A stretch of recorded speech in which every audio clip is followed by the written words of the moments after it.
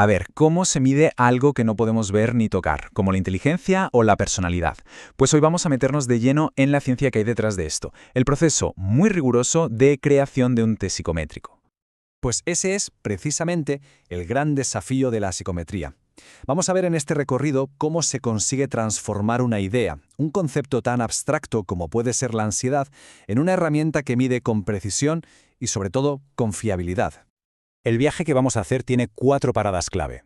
Primero veremos cómo se aborda eso de medir lo invisible. Después pasaremos al plan maestro, o sea, cómo se construye el test. En tercer lugar, el control de calidad, que es fundamental para el rigor científico. Y por último, veremos el test final y su manual, ya listo para usar. Venga, pues vamos con la primera parte, la medición de lo invisible. Aquí es donde sentamos las bases teóricas. Y ojo, que esta fase es puramente teórica. Sí, pero es que es la base sobre la que se apoya todo lo demás. Si esto falla, falla todo. Dentro de esta fase fundacional hay 3 pasos que son, imprescindibles. Primero, hay que definir qué narices vamos a medir, pero con una precisión casi quirúrgica.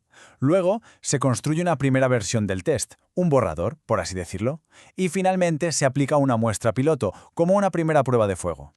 Pensemos en la ansiedad. Para medirla de forma científica no vale con decir estar nervioso, no. Hay que desglosarla, operacionalizarla, que se dice. Hay que mirar sus componentes, los cognitivos, que son los pensamientos de preocupación, los fisiológicos, como el corazón que se te sale por la boca, y los motores, que es, por ejemplo, cuando evitamos ciertas situaciones. Solo si definimos esto así de claro podemos empezar a crear preguntas que de verdad midan la ansiedad y no otra cosa. Vale, una vez tenemos la teoría clara, pasamos a la acción. Segunda parte, el plan maestro, del concepto al ítem.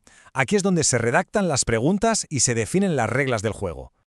En este paso, lo que se hace es crear un banco de preguntas enorme. Es como si un escultor empezara con un bloque de mármol mucho más grande de lo necesario. Se crean muchísimos ítems para luego poder filtrar y quedarnos solo con los mejores, con aquellos que de verdad distinguen a quien tiene mucho de un rasgo de quien tiene poco. Y aquí viene algo súper interesante. El tipo de preguntas, su formato, cambia por completo dependiendo de lo que se quiera medir. Claro, no es lo mismo un test para ver cuánto se sabe de historia que uno para ver si una persona es extrovertida. Por un lado, tenemos los test de rendimiento óptimo. Estos son los que conocemos de toda la vida, los exámenes, los test de inteligencia. Aquí hay respuestas correctas e incorrectas. El objetivo es muy claro, medir la capacidad máxima de la persona.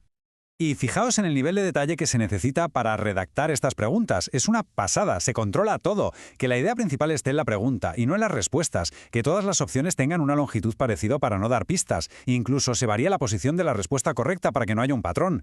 Se trata de evitar cualquier sesgo para medir el conocimiento real y no la astucia para pillar los trucos del test. Pero, por otro lado, están los test de rendimiento típico. Aquí la cosa cambia radicalmente.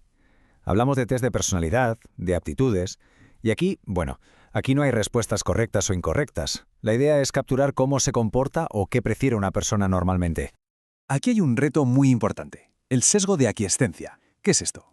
Pues la tendencia que tenemos a veces de estar de acuerdo con todo. Para evitarlo se usa un truco muy inteligente. Redactar preguntas en sentido directo y en sentido inverso. Por ejemplo, pueden preguntar «¿Me siento tranquilo casi siempre?» y, páginas después, «Suelo preocuparme por casi todo». Esto obliga a leer con atención y asegura que las respuestas son de fiar. Vale, ya tenemos el borrador del test. ¿Y ahora? Pues hay que probarlo. Pero claro, no se le puede pasar a cualquiera. Se necesita una muestra que sea un reflejo fiel de la población a la que se dirige el test, controlando la edad, el nivel educativo. Porque, vamos a ver, de nada sirve probar un test de ansiedad para adolescentes en un grupo de personas jubiladas. Los resultados simplemente no valdrían para nada. Y con los primeros datos en la mano, llegamos a la fase crítica. La tercera, control de calidad, fiabilidad y validez. Ahora es cuando el test tiene que demostrar de qué está hecho. Es como su examen final. Este control de calidad es como una ITV pero a la bestia. Implica 3 análisis clave. Primero, un análisis exhaustivo de cada pregunta. Segundo, un estudio de fiabilidad para ver si es preciso. Y tercero, un estudio de validez para confirmar que mide lo que dice medir. Aquí no se deja ni un cabo suelto.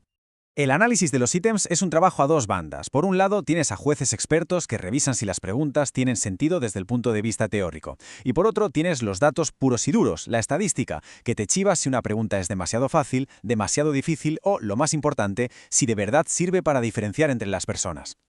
Hablemos de la fiabilidad. Dicho de forma sencilla, la fiabilidad es la precisión del test.